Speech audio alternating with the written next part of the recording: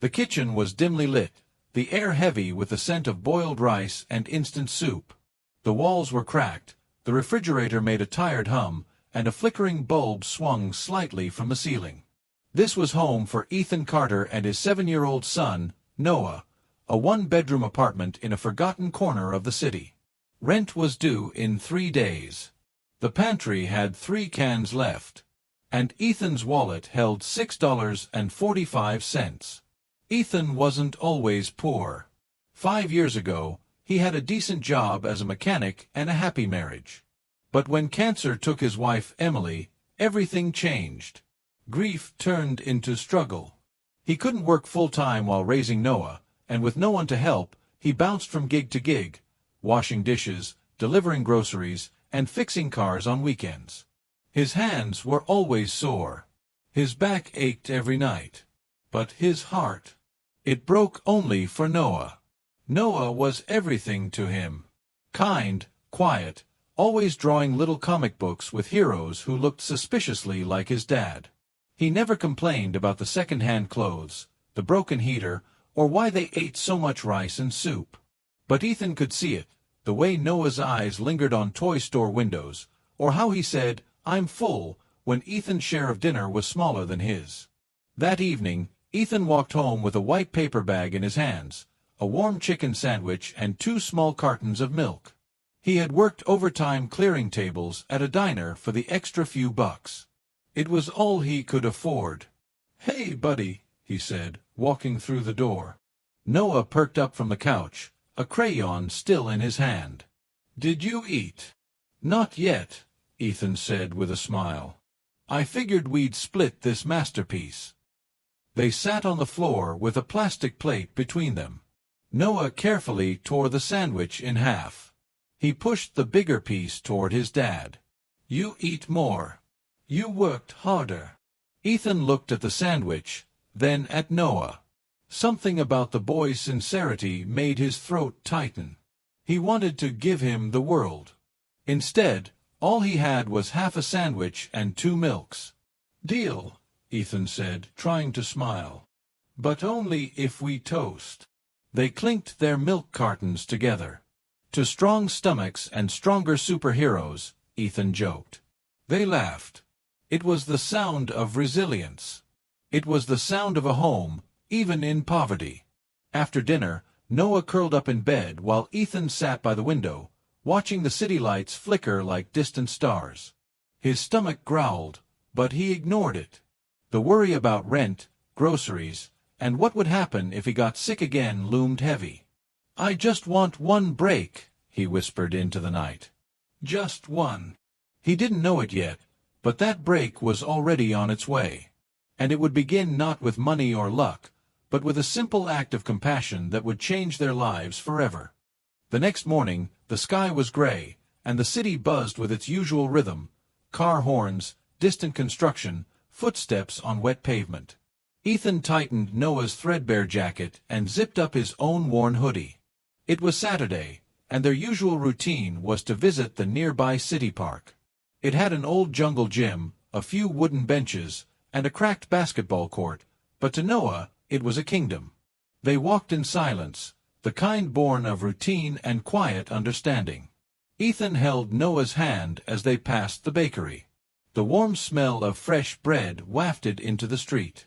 Noah looked up but said nothing. Ethan squeezed his hand gently. At the park, Noah ran ahead to the swings while Ethan took a seat on a nearby bench, his mind spinning over the upcoming rent and the final $20 bill folded in his pocket. He'd been considering pawning his wedding ring, though it felt like giving up the last piece of Emily. As he rubbed his tired eyes, a voice caught his attention. "Excuse me, sir?"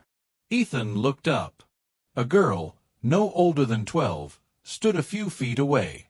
She had long, dark hair, tangled at the ends, and wore a dusty pink coat that was a size too small. Her cheeks were flushed from the cold. She clutched her stomach as if holding something in. "I'm sorry, but do you have anything to eat?" she asked softly. Her voice was polite but tired, like someone who wasn't used to asking for help. Ethan blinked. He wasn't sure what to say at first. I haven't eaten since yesterday, she added, her gaze falling to the ground. Ethan glanced over at Noah, who was still swinging happily, then back at the girl. Something in her eyes reminded him of Emily, pride fighting hunger. He reached into his backpack and pulled out a peanut butter sandwich wrapped in wax paper, what he'd planned to eat later. "Here," he said, offering it to her. The girl hesitated. "Are you sure?" Ethan smiled. "I've had worse days. It's okay." She took it with both hands and sat down quietly on the end of the bench.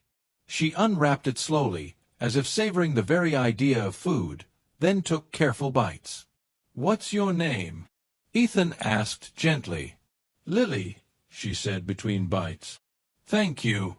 I didn't want to steal. I just didn't know what else to do." "No need to explain," Ethan said. "Sometimes, life puts you in hard places. Doesn't mean you don't deserve kindness." She looked at him for a moment, really looked at him, as if trying to place where such words came from.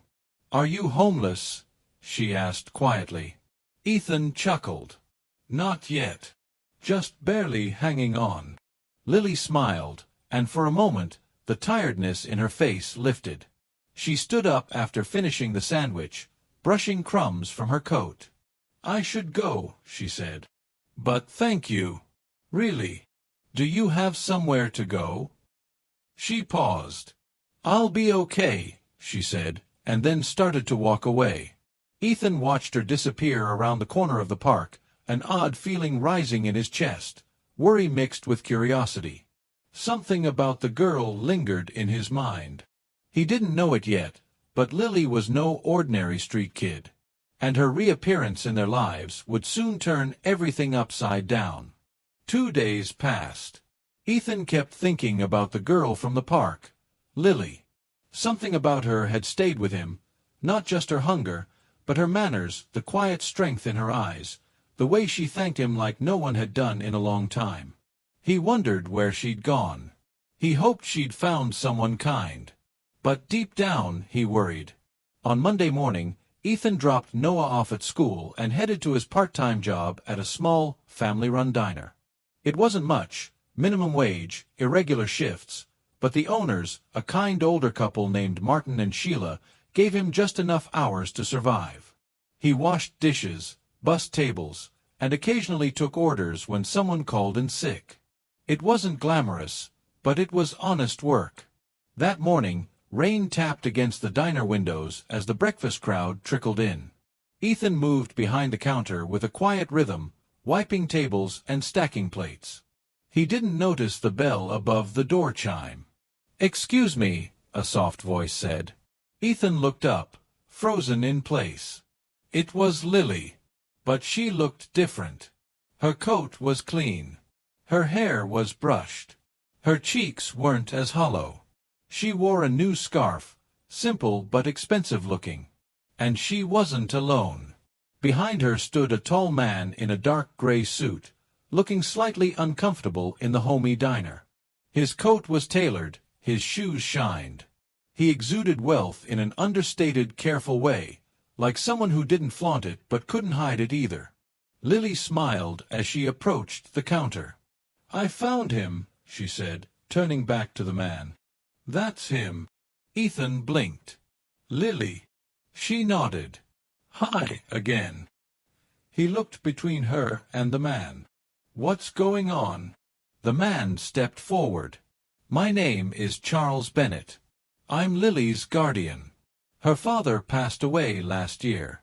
I've been looking for her for nearly 3 days." "I didn't run away," Lily interjected. "I just needed time." Charles nodded solemnly. "I understand. But I was worried." Ethan still didn't quite understand. "I found her at the park. She said she was hungry. I gave her my sandwich. That's all." Charles gave him a long, thoughtful look. "She told me that." Lily leaned over the counter. "I also told him what you said. About kindness. About how you made me feel like I wasn't a problem." Ethan scratched the back of his neck, feeling embarrassed. It was just a sandwich. Charles shook his head. Not to her. You may not realize it, but that act meant everything. There was a pause. Then Charles said, "We'd like to invite you and your son to dinner. As a thank you." Ethan glanced down at his apron. His shoes were soaked. He hadn't had a proper haircut in months. "That's really not necessary." But Lily beamed. "Please. You helped me. Let us return it. Just one dinner." Ethan hesitated, but something in Lily's eyes made it hard to say no. "Okay," he said slowly. "Just one dinner." Lily clapped her hands, her joy unrestrained. "Great. I'll tell the driver to pick you up tonight." Before Ethan could ask anything else, Charles handed him a sleek business card, and they both left as quickly as they came, leaving Ethan stunned in the middle of the diner. As he stared at the door they had exited through, a strange warmth filled his chest. For the first time in a long while, something unexpected was happening. Something good. He had no idea just how much his life was about to change. The rain had stopped by the time the black car pulled up in front of Ethan's modest apartment building. It was sleek and spotless, its windows tinted, with a uniformed driver who stepped out and tipped his cap as Ethan and Noah approached hesitantly. Noah gripped his father's hand tightly. "Are we really going to a mansion?" Ethan smiled nervously. "I guess we are, bud." Neither of them had ever been in a car like this. The leather seats, the quiet hum of the engine, the smoothness of the ride, it all felt surreal. Noah stared out the window with wide eyes as the city passed by, slowly giving way to gated neighborhoods and long driveways. When the car finally pulled up to the house, Ethan couldn't speak for a moment. It wasn't a house. It was an estate. 3 stories high, with tall glass windows, ivy climbing along the stone walls, and a garden so perfectly trimmed it looked unreal. Lights glowed warmly from the inside, casting a golden aura across the driveway. The front door opened before they could knock. Lily stood there, smiling brightly, dressed in a soft blue dress that made her look like a fairy tale character. "You came." Noah beamed. "Wow, your house is like a castle." Lily giggled. "Come in, both of you." Ethan stepped inside and was greeted by the scent of fresh bread, roasted vegetables, and something that smelled like honey-glazed meat. A fire crackled in the living room. Paintings lined the walls. The warmth of the space was unexpected, cozy, not cold. It didn't feel like the kind of place that belonged to someone who was rich and distant. It felt lived in, gentle. Charles Bennett walked into the room with 2 glasses of sparkling water and handed them over. "Welcome, Mr. Harris." "And Noah." "Thank you," Ethan said, still taking everything in. Dinner was served in a dining room with high ceilings and a long table, though they only sat near the end. The chef, a real one, presented the courses with quiet pride, and Noah was delighted by the tiny desserts that came on silver trays. As they ate, Charles finally asked, "Ethan, can I ask something personal?" Ethan nodded, cautious. "How long have you been raising Noah alone?" Ethan set his fork down. "Since he was 2. His mother, she struggled. Addiction. She left, and I never heard from her again." "I'm sorry," Charles said sincerely. Ethan shrugged. "It's just been us ever since. I work part-time, odd jobs mostly, trying to get my HVAC certification, but it's hard with Noah. Childcare is expensive." Charles looked thoughtful. "And yet, you gave your meal away to a stranger." Ethan smiled softly. "She needed it more." Lily reached across the table and touched his hand. "You didn't treat me like I was nothing." Ethan looked at her. "Because you're not." There was a long silence, not awkward, just deep. Emotional. Charles cleared his throat. "Ethan, I believe people like you are rare. You didn't just feed my daughter. You gave her something no money could buy, dignity. Ethan shook his head, unsure how to respond. After dinner, they moved to the sitting room. Noah was playing chess with Lily. Ethan watched, amazed at how quickly the two had bonded. Charles approached him quietly. I know this might sound strange, but would you consider something? Sure, Ethan said. I've been searching for someone trustworthy, someone grounded, to help with some property maintenance projects on my smaller estates. It's part-time at first, but it includes training, benefits, and housing. Ethan's eyes widened. Housing. Charles nodded. A place for you and Noah. A fresh start. Ethan's throat tightened. I don't know what to say. Just think about it, Charles said kindly. You've already changed our lives. Maybe now it's time someone helped change yours. Ethan sat there in silence, feeling something he hadn't in years, hope. A real, tangible sense that maybe the future didn't have to be a struggle. Maybe, just maybe, kindness really did come full circle. Ethan stood in front of the small guest house tucked behind one of Charles Bennett's quiet countryside properties. It was modest compared to the main mansion, but to Ethan it was more than enough. It had 2 bedrooms, a small garden, and a front porch where Noah could sit and do his homework or play in the sun. It was a home.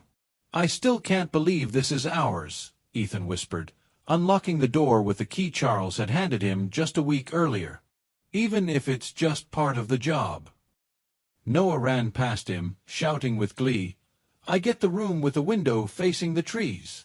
Ethan laughed, something he hadn't done in a long time without forcing it. Fine by me.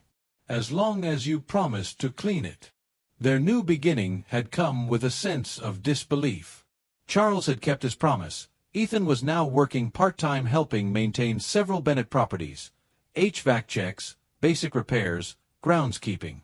It wasn't glamorous, but it was steady, honest, and better than any job he'd had in years. What's more, Charles insisted on funding his HVAC certification courses so Ethan could one day lead the maintenance team. There were days Ethan woke up still expecting it all to disappear, like a dream ending too soon. But then he'd hear Noah's happy voice echoing through the halls, see him running to catch the school bus with his packed lunch, or find Lily's texts checking in on them with silly jokes or dinner invitations. That's when it started to feel real. Lily had become a regular part of their lives. Not just a visitor, but a friend. She had taken a real interest in Noah, reading to him, teaching him a little piano, and even helping with school projects. Ethan noticed how Noah looked at her, like the big sister he never had. But it was her presence in Ethan's life that grew more complex. She would show up with books for him to borrow, bring baked cookies from the estate kitchen by accident, and spend evenings walking with him and Noah around the gardens after dinner. Conversations with her were easy, effortless. She was kind without pity, funny without cruelty, and had a way of seeing past the surface. Ethan found himself waiting for her texts, looking forward to her visits. But he kept a cautious distance in his heart. One evening, after putting Noah to bed, Ethan found Lily waiting on the porch. I hope it's okay, I brought tea, she said, lifting a thermos and 2 mugs. Couldn't sleep. Come in, he said, smiling. They sat in silence for a while, sipping the chamomile tea she brought. You know, she began softly, when you gave me that sandwich, I thought you were just being nice. But it was more than that. You gave me something I couldn't ask for.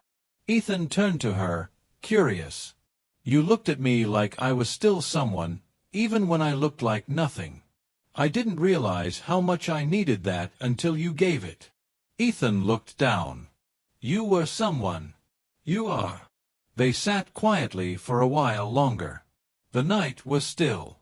I think my father admires you more than you realize, she said. He keeps saying, that man lives with honor. We could all learn something from him. Ethan chuckled. I'm not sure about that. I'm just trying to survive. No, Lily said gently, You're doing more than that. You're showing Noah what strength looks like. And you showed me what real kindness feels like."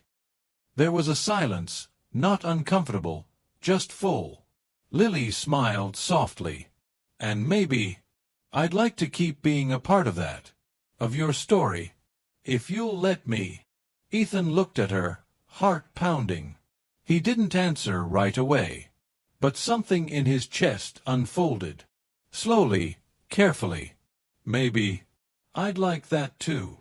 For the first time in a long time, he wasn't just surviving. He was beginning again.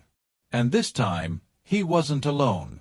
Weeks turned into months, and what began as gratitude and tentative friendship gradually deepened into something Ethan hadn't dared imagine since Anna passed away: companionship. Not convenience, not fleeting attention, but something that felt like the slow, steady kind of trust that could survive time. Lily became a fixture in Ethan and Noah's life. She helped Noah with his homework, took him to his first music recital, and even taught him how to ride a bike on the Bennett estate's long garden paths. Ethan would watch them, Lily running beside Noah, cheering him on, and feel something stir in him. Something warm. Something he was scared to name. She wasn't just kind. She was consistent. But the difference between their worlds still lingered in the background like a shadow. One afternoon, Ethan saw Lily step out of a luxury car, heels clicking on the cobblestone drive, her phone buzzing non-stop with messages from people with last names that sounded like brands. And though she always came to him with the same warmth and honesty, he couldn't help but wonder, what could she ever see in a man like him? That question gnawed at him. Lily must have sensed it. Because one quiet evening, as they stood under the stars outside the guest house, she turned to him and said, "Do you think I see you as a charity case?" Ethan looked at her, startled. No, of course not. You just think I don't belong here," she said gently. "Or you don't belong in my world." He hesitated. "It's hard not to think about it. You're someone. And I'm just—" "You're not just anything, Ethan." She stepped closer. "Do you know why I was crying that day in the alley?" He didn't answer. He'd wondered, but never asked. "My fiancé left me," she said, voice flat. 3 days before our wedding. He said I wasn't real anymore. That I was soft. That I didn't understand how hard the world really is." Ethan's jaw tightened. "I was embarrassed. Not just hurt, ashamed. Like maybe he was right. Maybe I wasn't strong enough to live outside the bubble I was born into." She looked at him, her eyes steady and clear. "And then I met you. A man who had nothing, but still gave. Who looked at a stranger and saw someone worth helping." Ethan's throat tightened. He had no words. "You taught me something my whole world never did," she whispered. "That love, real love, isn't about what someone has. It's about what they choose to give." The silence between them was charged, full of the weight of unspoken things. "I don't want to live in that other world anymore, Ethan," she said, barely audible. "I want to build something real. Here. With you and Noah. If you'll have me." Ethan stared at her, every doubt in his heart fighting the hope rising in his chest. Could this be true? Could someone like her want someone like him, not in spite of his scars, but because of them? He reached out slowly, took her hand. "I don't have much," he said hoarsely. "But what I have, my heart, it's yours if you really want it." Lily smiled. "I already have it." That night, they didn't speak much more. They just sat together, hands entwined, as Noah peeked from the window, a sleepy smile on his face. It wasn't a fairy tale. It was something better. It was real. The morning sun filtered through the thin curtains of the old guest house as Noah stirred in his small bed. Outside, birds chirped softly, and the garden buzzed with early summer life. Ethan was already awake, sitting at the small kitchen table, a cup of instant coffee cooling in his hands. But for once, he wasn't staring blankly at it. He was smiling. A week had passed since Lily confessed her feelings, and everything had changed. Not in the extravagant way one might expect when a millionaire stepped into the life of a poor single father. There were no limousines, no press releases, no sudden moves to luxury mansions. Instead, there was a quiet, steady weaving of lives together. Meals shared, routines merged, laughter echoing through the house where silence once lived. Lily didn't try to fix Ethan's life with money. She didn't come bearing solutions wrapped in gold. She simply came, as herself, and stayed. And for Ethan and Noah, that was the greatest gift of all. But change, inevitably, was on the horizon. One morning, as the three of them sat on a picnic blanket in the back garden, Noah chasing butterflies, Lily resting her head on Ethan's shoulder, she gently brought up an idea. "There's an old house on the edge of the estate," she said. "It used to belong to the gardener's family before he retired. It's small but sturdy. Has 2 bedrooms, a kitchen, even a tiny porch. Needs a little work." Ethan looked at her. And I was thinking, maybe we could fix it up. Together. Make it ours." He didn't answer right away. He stared out at the garden, watching Noah run through the grass, laughing. Then he looked back at Lily, at her hopeful eyes, her quiet strength. "Ours," he said, tasting the word. "I like the sound of that." So they began. Not with grand renovations, but with paint on their hands and dirt under their nails. They planted vegetables, repaired the porch steps, and painted the walls in warm, earthy tones. Noah chose a blue for his bedroom, the color of the sky on the day Lily first brought him a new pair of shoes. And one day, as autumn leaves began to fall, they moved in. There was no formal ceremony, no lavish announcements. Just a quiet dinner in their new kitchen, candles flickering, and Noah declaring it the best spaghetti in the whole world, as Lily and Ethan shared a smile across the table. They had built something rare, a life not born of convenience, but of compassion. Not constructed by wealth, but by shared kindness and love. And though Lily still had her inheritance, her title, and her estate, she chose simplicity, not because she had to, but because she wanted to. She wanted a life with Ethan and Noah. A life grounded in what really mattered. One evening, as they sat on their new porch, Noah curled up between them, fast asleep. Lily leaned in close and whispered, "I thought I had everything. But I didn't know what love was until I gave it away." Ethan kissed her forehead, holding her tight. "You didn't just give it away. You gave us a home." They watched the stars together, quiet and content. Noah mumbled in his sleep, "Daddy, is this forever?" Ethan looked at Lily, then back at his son. "Yes, buddy. This is forever." And it was. In a world where it's easy to measure worth by what someone has, this story reminds us that the most valuable things are often invisible. Kindness, sacrifice, sincerity.